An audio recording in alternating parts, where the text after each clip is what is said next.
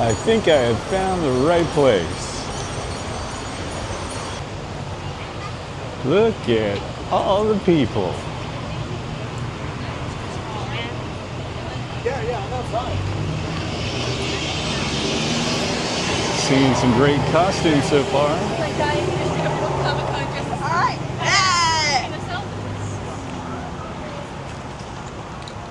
Hey Luigi! Hello everyone and welcome to the channel. My name is Chris. Today we are downtown at the Henry B. Gonzalez Convention Center going to the Big Tex Comic Con, as you can see by the sign behind me. Let's go enjoy the chaos that endure with a Comic Con. I'm inviting you to come along. Come along. Looks like we have a place to buy gear.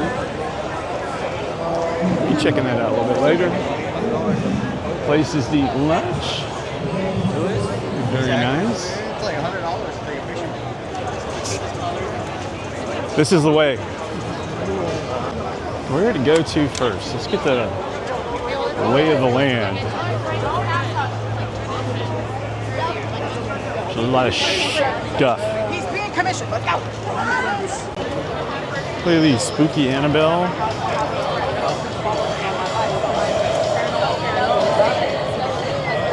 Those are so cool. That's a nice costume. Thank you. I'm Wolverine. Inspector Gadget. Go Gadget legs. That's great. I'm not sure I understand what's going on here.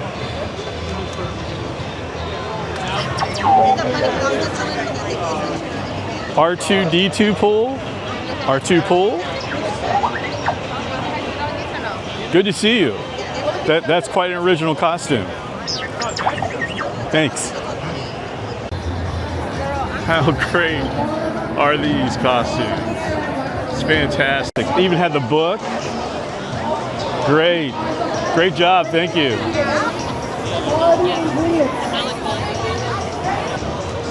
Some Captain America. How you doing, Captain? Howdy, howdy. I knew you were worthy. I am. Some Deadpool. Hi. In my parents' basement. Some great t-shirts. That's very cool. That's great job. Yeah. Let's see if we can check it. Just pose. You're good. Just keep posing. I'll just get you. I'll let you know when you're going to stop. Oh, the Jedi Experience Academy. Oh yeah, I remember them. Yeah, it's a lot of fun.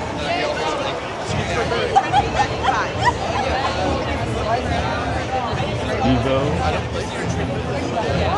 I think he already has The Bounty Hunter Guild. They don't make them like that anymore. How do they know? Hi. Hi.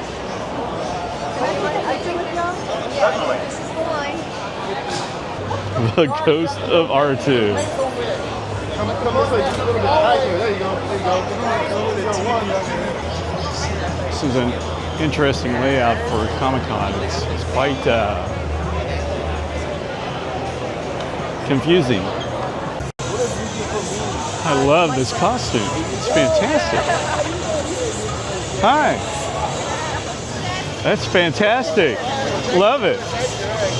Is that video? Yes, it is. All right, let's get some sound.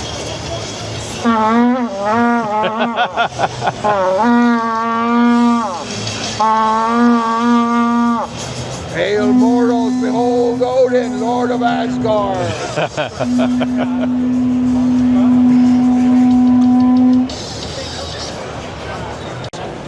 Oh, I'm sorry. Sorry?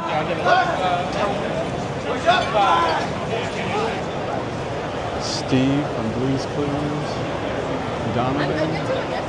Blue's Clues also. Black light and my Spider-Man black light. I got Ron Perlman resistance. Nice collection of Deadpools and Wolverines.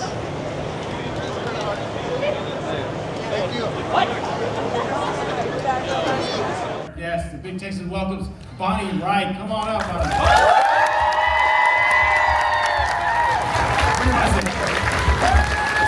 You can get a full cast of yourself. Hi, everyone. Hi. At one point, you're probably going to be sprawled out, just laying down, relax.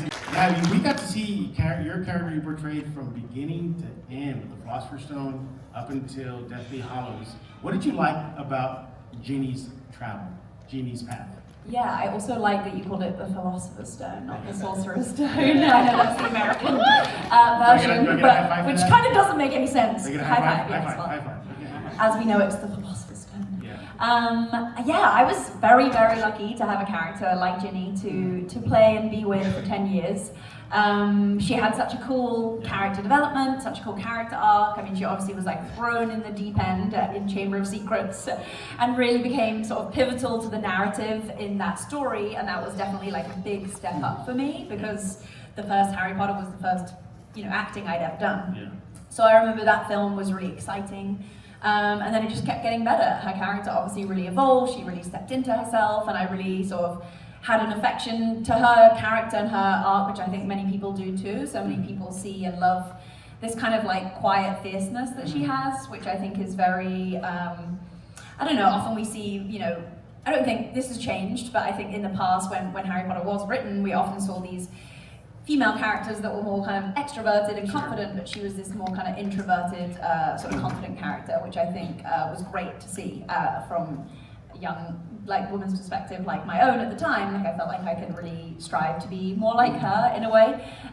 So yeah, I was super fortunate to play her, and through very formative years of my own life, from 9 years old to 19, where like literally everything happens in your life.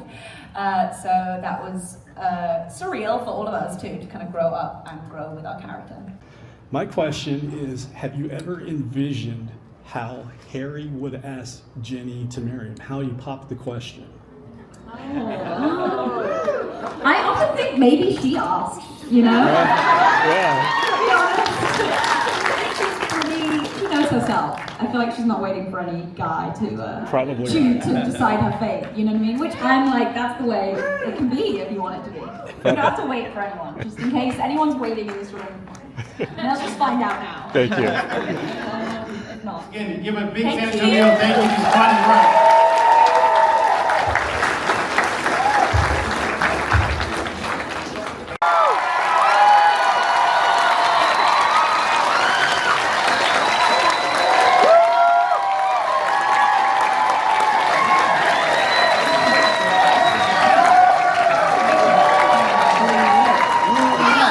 Hola, San Antonio! Hola, San Antonio. This is honestly my first time to San Antonio. I can't believe it. I used to live very, very close to you in Austin, Texas. I've been here a lot. I'm going to sit down. Hi! That's so far away, Sean.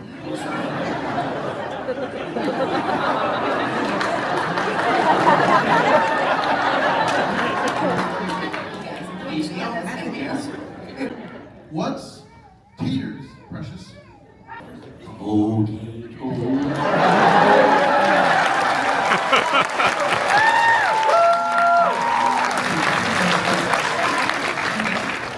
Potatoes. Boil 'em, mash 'em, stick 'em in a stew. Boil 'em, mash 'em, stick 'em in a stew. Boil 'em, mash 'em, boil 'em, mash 'em, boil 'em, boil 'em. That was like before memes were a thing. Boil 'em, mash 'em, stick 'em in a stew. Boil 'em, in it, boil 'em, mash 'em. I watched that and I was like, oh no. This will never end. What your favorite scene is, or your favorite memory from the Lord of the Rings? Rain means queen. Right? It does, yeah. Favorite moment? My daughter Allie, who's 27 now, when she was 3, she comes running down in Hobbiton, and Sam and guys. I was going to say the reason that we talk so long is because it's fresh for us. You get the same question 1,000 times, but each time you want to understand it a little bit differently. So there's like exploration and stuff, but that's such a sweet response.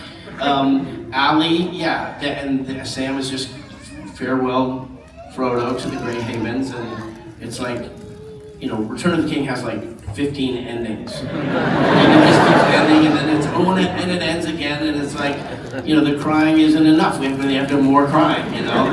And that last line, I remember there's certain things where you're just doing the movie, you know, you're just doing the movie. But that particular moment when I'm holding her, and she was not listening to me. She was not paying attention. She was playing with my elven brooch, and she was doing it like mischievously, and I'm like, Allie, stop. Allie, stop. And she just wouldn't listen to me. And Peter walks up and said, Allie, can you do it like this? And she goes, And then I say the last line of the book is, well, I'm back. And I remember, like, it's such an important moment. It's the end of the Lord of the Rings trilogy. You know, I'm back. Well, I'm back. And like, well, I'm like, and the best thing is like, no, it's just a moment. Just a moment, you know. But anyway, that's one. Yeah. That's the thing. It's actually really hard to pick like a moment or a scene, because we're so fortunate that the experience was just filled with them, filled with these extraordinary days and incredible adventures and, you know, connected moments with fellow cast members and, you know, wild memories of just things that, you know, we'll never get to experience again, and that was so singular to that experience. So it is actually difficult. It's not easy to sort of pull out one thing, but I don't know. I think a lot about, not so much on-set stuff. I think a lot about the space in between. You know, the brunches on weekends, the you know, surf trips that we would take, or you know, just the tattoo, sure. Yeah, sure. But it's all those things too, because that's a part of the fabric of the experience. Is like, it's as much about the time that we spent together offset as it is about what we did on set. That was a fun panel with Elijah Wood and Sean Astin. Very informative.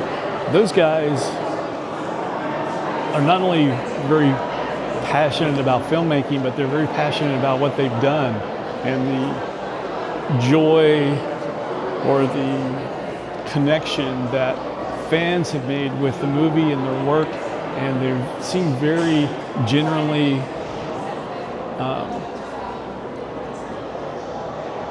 moved to have fans approach them and talk to them about the movies and their experiences, and that they definitely do enjoy their work.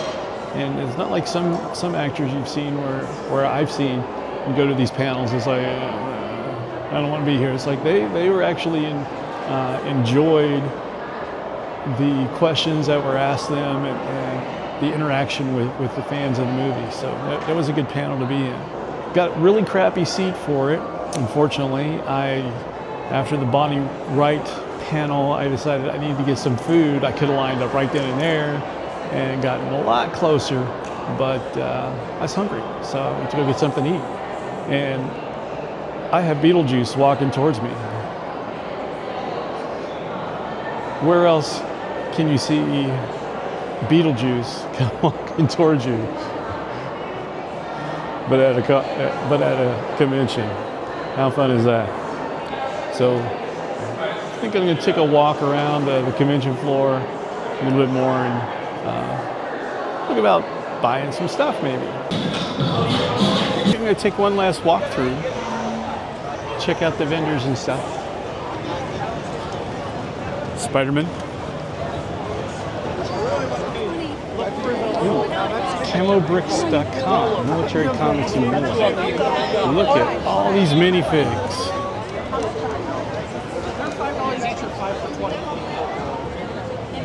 Debit card? Credit card? Yeah, absolutely.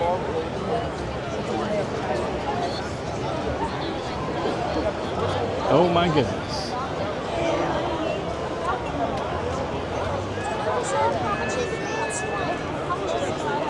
The Kuromi house, that one's $35. We also have a bunch of sets inside if you want to take a look. I'm looking for Don't touch. I'm looking for Star Wars. So what about these two? Are these, Yep. you buy them like this or You got to build them. They come in packs brand new. These are just displays. you want that one? And the Godzilla. That Godzilla's really cool. And the Viper. Nice. That's kind of cool. The TV.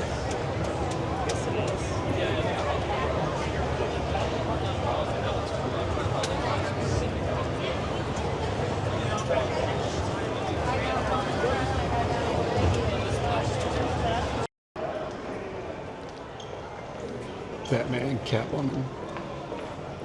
How you doing? I think that'll do it from the Big Texas Comic Con. My first time going to this particular convention. I think this is the second year they've done it. I like the way they had it laid out. You could actually walk through the picture and autograph area and see some of the celebrities without having to pay some cash. You couldn't take any pictures of them or anything like that, but it was a lot of fun. Some good cosplay, and enjoyed the panel with the Hobbits, Sean and Elijah. That was fun. Seeing Bonnie Wright from the Harry Potter series and asking her a question, that was kind of fun. I was kind of surprised by her answer that Jenny would ask Harry to marry him. So, makes sense to me now.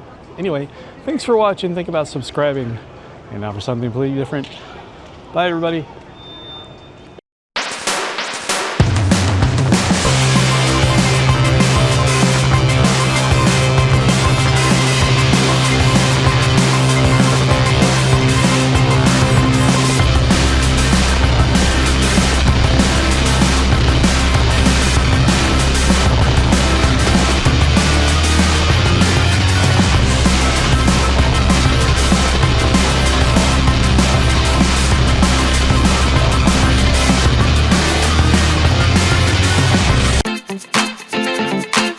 Thank you.